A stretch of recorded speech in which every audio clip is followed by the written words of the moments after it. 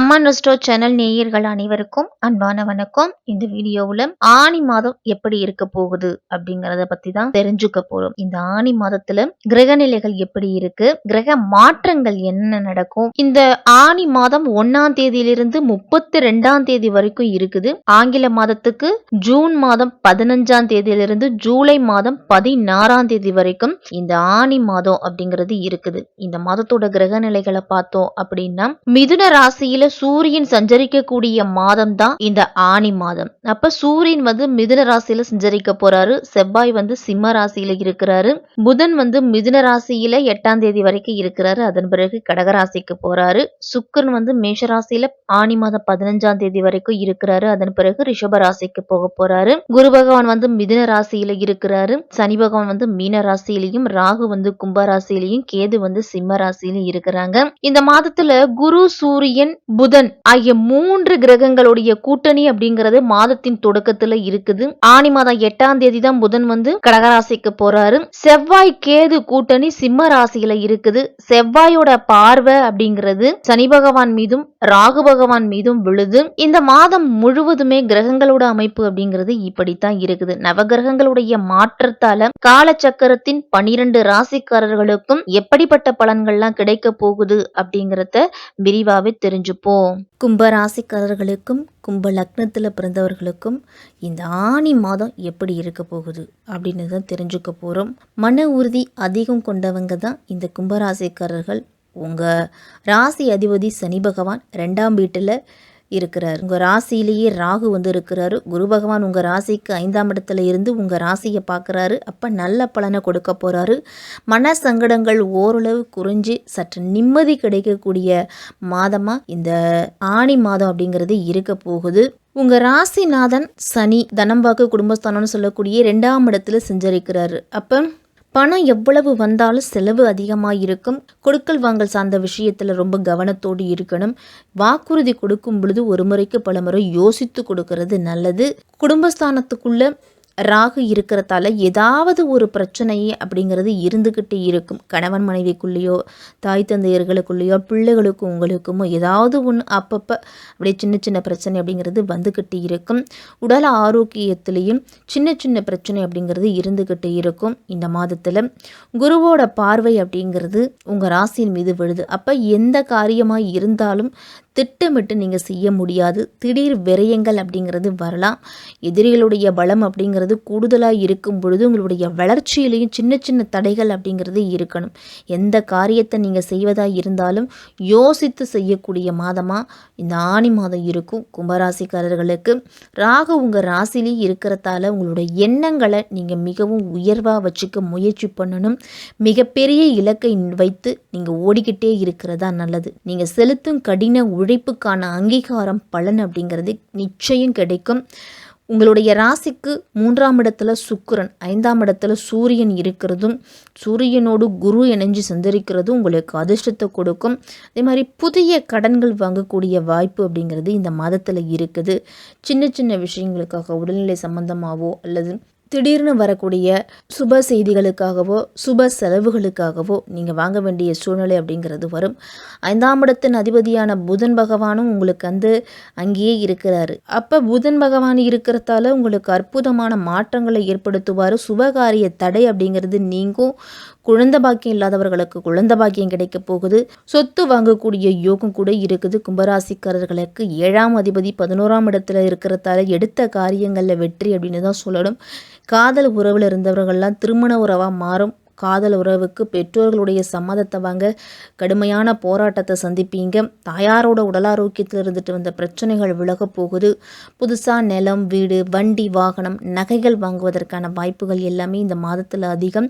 அப்போ இதன் மூலிமா உங்களுக்கு சின்ன சின்ன செலவுகள் அப்படிங்கிறது வந்துக்கிட்டு இருக்கும். தொழிலில் மேற்கொள்ளக்கூடிய புதிய புதிய முயற்சிகளுக்கு நண்பர்களும் குடும்பத்தில் இருப்பவர்களும் உங்களுக்கு உறுதுணையாக இருப்பாங்க. புதிய முயற்சிகள் நீங்கள் எந்தளவு செய்கிறீங்களோ அந்தளவு உங்களுக்கு பலன் அப்படிங்கிறது கிடைக்கும். மாணவர்கள்லாம் போட்டித் தேர்வு எழுதுனீங்க அப்படின்னா போட்டித் தேர்வில் வெற்றி அப்படிங்கிறது உண்டு. வேலையில் பணிச்சுமை அலைச்சல் அப்படிங்கிறது சற்று அதிகமாகவே இருக்கும். குழந்தைகளால் உங்களுக்கு விரயங்கள் அப்படிங்கிறது ஏற்படும். குழந்தைகளால் செலவுகள் ஏற்படும். கூட்டுத்தொழிலெல்லாம் கவனமாக இருக்கணும். வார்த்தைகளில் மிக மிக எச்சரிக்கையாக இருக்கணும். எந்த ஒரு முடிவு எடுத்தாலும் எழுத்துப்பூர்வமாக அதை செய்துக்கிறது நல்லது. கூட்டுத்தொழில் இருக்கிறவங்கெல்லாம் அதே மாதிரி எதிர்பாலின உறவில் அதிக எச்சரிக்கையாக இருக்கணும். தேவையில்லாத பிரச்சனைகள், தேவையில்லாத சில சங்கடங்கள்லாம் வர்றதுக்கு வாய்ப்பு அதிகம். நண்பர்களோடு வீண் வாக்குவாதங்களை தவிர்த்துக்குங்க. உங்கள் ராசிக்கு பஞ்சம அஷ்டமாதிபதியானவர் புதன். அஷ்டமாதிபதி 6ஆம் இடத்துல இருக்கிறது நல்லது தான். அப்படின்னாலும் எதிர்பாராத நல்ல திருப்பம் ஏற்படும் உங்களுக்கு. இதுவரைக்கும் முடிக்க முடியாமல் இருந்த சில காரியங்களை இந்த மாதத்தில் முடிக்க போகிறீங்க. உத்தியோகத்தில் இதுவரைக்கும் நீங்கள் கேட்டு கிடைக்காத உங்களுக்கு கிடைக்க வேண்டிய அங்கீகாரம் இனிமேல் நீங்கள் கேட்காமலே கிடைக்க போகுது. பணி நீக்கம் செய்யப்பட்டவர்கள்லாம் மீண்டும் பணியில் சேர்றதுக்கு வாய்ப்புகள் கிடைக்கும். உங்கள் ராசிக்கு 4ஆம் இடத்துக்கு 9ஆம் இடத்துக்கு அதிபதியான சுக்கிரன் சுகஸ்தானத்தில் சஞ்சரிக்க போகிறாரு. சுகஸ்தானத்தில் சுக்கிரன் சஞ்சரிக்கும் பொழுது ஆரோக்கியத்தில் இருந்துட்டு வந்த பிரச்சனைகள் குறையும். அதே மாதிரி குழந்தைகளுடைய கல்விக்காகவோ வேலைக்காகவோ என்ன முயற்சி எடுக்கிறீங்களோ அந்த முயற்சியில் கண்டிப்பாக நல்ல முன்னேற்றம் இருக்கும். கடமையை நீங்கள் செவ்வனவே செய்து முடிச்சிங்க அப்படின்னா வெற்றி உங்களுடைய கை மேலே இருக்கும்.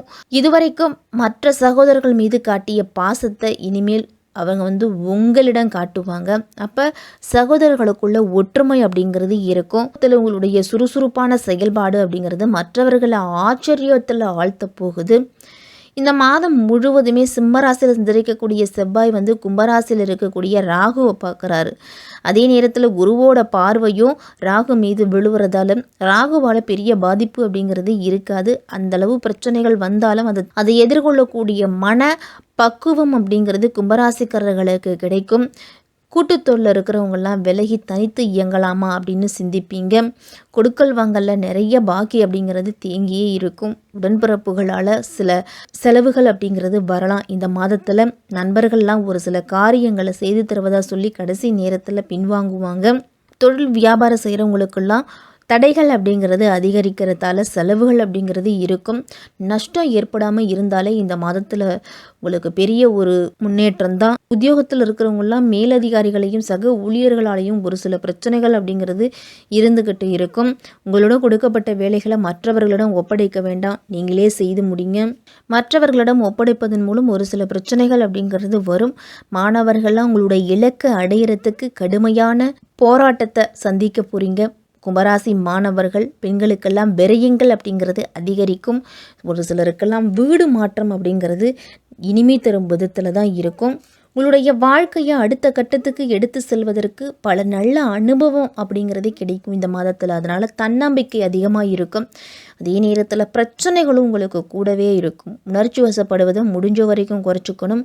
உணர்ச்சி வசத்தால் தடுமாற்றம் ஏற்பட்டு தவறான முடிவுகள் எடுப்பதற்கு வாய்ப்புகள் அதிகம். அப்போ எல்லா விஷயத்துலையும் பொறுமையாகவும் எச்சரிக்கையாகவும் இருக்கணும். நண்பர்களுடன் மனக்கசப்பு ஏற்பட்டு பிரிவதற்கான சூழல் இருக்குது. அதனால் அவர்களிடத்தில் கொஞ்சம் விட்டு கொடுத்து போங்க. வாழ்க்கை துணையோடு கருத்து வேறுபாடு, தொழில் கூட்டாளிகளுடன் கருத்து வேறுபாடு அப்படிங்கிறது உங்களுடைய மன நிம்மதியை பாதிக்கும். கும்பராசிக்காரர்களுக்கெல்லாம் உங்களை பற்றி நல்லா தெரிஞ்சவர்களே தான் உங்களுக்கு பிரச்சனையை அதிகம் கொடுப்பாங்க. அப்போ கொஞ்சம் மனக்குழப்பம் அப்படிங்கிறதும் அதிகமாக இருக்கும். உடன் பணியாற்றுபவர்களெல்லாம் கவனமாக பேசணும். வார்த்தைகளில் நிதானம் அப்படிங்கிறது தேவை. தாயாரோட உடல் ஆரோக்கியத்தில் அதிக கவனத்தை செலுத்தணும். தாயோடு உங்களுக்கு மனக்கசப்பு அப்படிங்கிறது வரலாம்.